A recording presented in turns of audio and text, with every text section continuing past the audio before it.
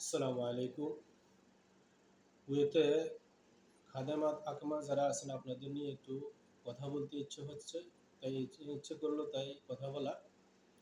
যারা খাদেম আকামার লোক, বাইরে কাজ করেন, কফিলের কাজ করেন না, আপাতত আপনারা কিছুদিন রুম থেকে বের হবেন না। যেভাবে যেখানে সেফ মনে করেন ওই সেফ অনুযায়ী থাকবেন।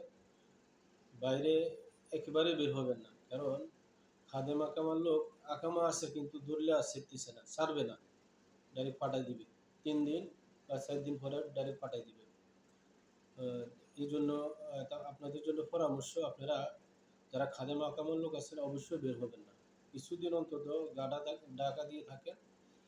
আর না বা বের না হওয়াটাই উত্তম, কারণ আপনি আপনার পিছনে আপনার পরিবার আছে, আপনার লাইফ শেষ, আপনার পরিবার সমস্যায় পড়ে যাবে আপনি যখন ধরা খাবেন। ধন্যবাদ সবাইকে। আসসালামু আলাইকুম।